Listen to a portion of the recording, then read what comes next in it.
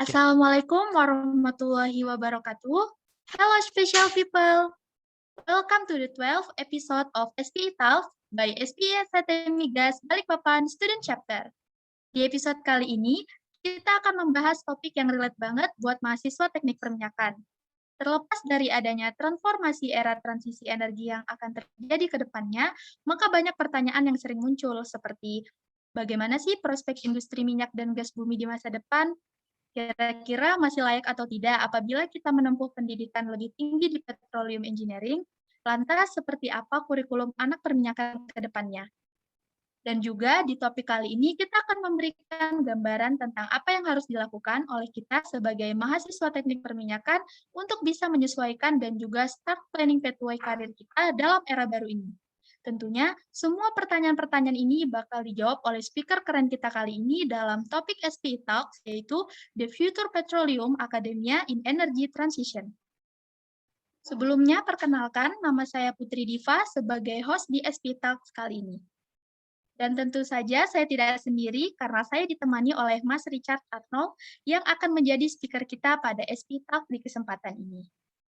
Sebagai informasi untuk teman-teman, sebelumnya Mas Richard merupakan lulusan Chemical Engineering di Institut Teknologi Bandung pada tahun 2008 hingga 2012 dan juga lulusan master dari National University of Singapore pada tahun 2018 hingga 2019.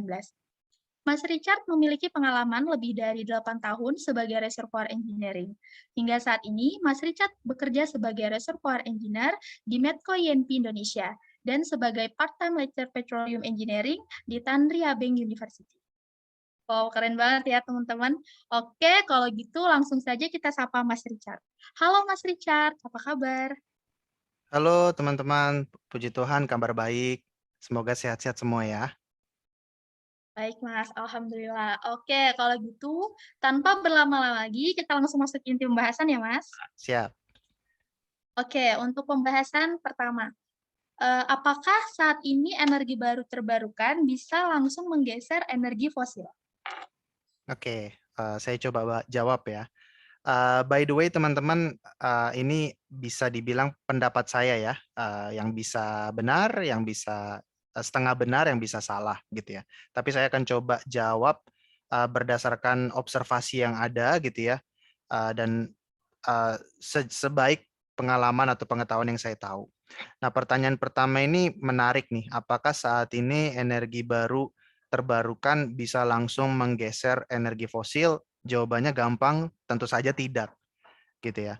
Dari banyak studi gitu ya, dari banyak skenario energi yang bisa teman-teman lihat gitu ya di berbagai sumber, baik sumber dalam negeri atau juga sumber-sumber seperti International Energy Agency, semuanya itu memiliki message yang sama gitu bahwa untuk waktu yang bisa dibilang sangat lama gitu ya, at least 2050 bahkan 2070 dan seterusnya, oil and gas itu masih akan selalu menduduki posisi yang terutama dalam bauran energi di seluruh dunia. Seperti itu ya.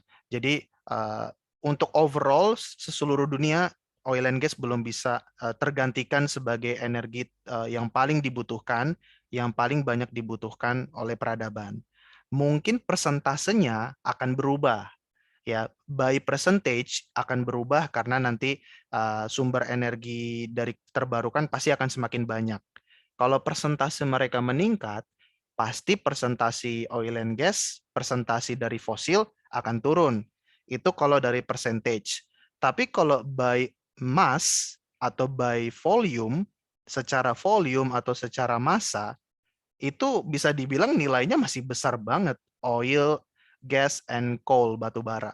Gitu. Jadi walaupun presentasinya turun, tetapi secara jumlah yang diproduksikan, ya by amount, itu bisa dibilang masih sangat banyak dan bahkan cenderungnya meningkat kebutuhannya. Seiring dengan peradaban yang makin maju, teknologi makin maju, pembangunan makin maju, tentu saja jumlah sumber energi yang dibutuhkan meningkat gitu ya. Jadi by volume akan terus meningkat, tapi by percentage bisa menurun. Seperti itu. Jadi bottom line-nya adalah uh, belum bisa menggantikan kalau secara global. Nah, tapi ada juga jawaban yang perlu didetailkan lagi. Kita perlu tahu dunia ini terbagi dari banyak sekali negara, ya. Ada yang di benua Afrika, benua Asia, Australia, Amerika, dan Eropa. Benua-benua ini tidak memiliki sumber energi utama yang sama. Oke, ya Amerika gitu ya, banyak oilnya. Asia banyak oilnya. Afrika banyak oilnya. Dan kekayaan alam ini alangkah ruginya kalau tidak dimanfaatkan oleh negara-negara yang punya kekayaan alam ini dari Tuhan, gitu ya. Nah, lain cerita dengan mereka yang ada di Eropa. Ada negara somewhere gitu ya di dunia ini yang nggak punya oil and gas. Oke, negara-negara yang ukurannya nggak kecil, populasinya hanya jutaan gitu ya. Misalnya di Eropa banyak yang populasinya hanya jutaan gitu, yang apa namanya, dan juga mereka nggak punya cadangan oil and gas yang berlimpah. Untuk negara-negara seperti ini genting banget dan mereka harus segera transisi ke net zero. Karena mereka nggak punya cadangan oil and gas, oke, dan juga jumlah populasi yang mereka miliki nggak begitu banyak. Jadi urgensi mereka untuk pakai oil and gas itu tidak terlalu besar dan mereka harus segera menjadi ready untuk dapatkan energi terbarukan.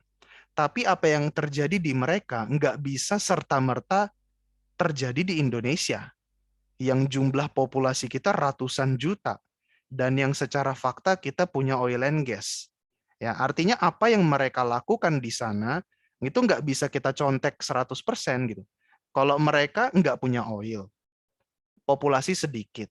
Jadi mereka pakai misalnya pakai wind energy bisa cukup misalnya gitu ya, atau pakai apa namanya gelombang air mungkin bisa nambah-nambah, dan juga pakai bioenergi bisa nambah-nambah.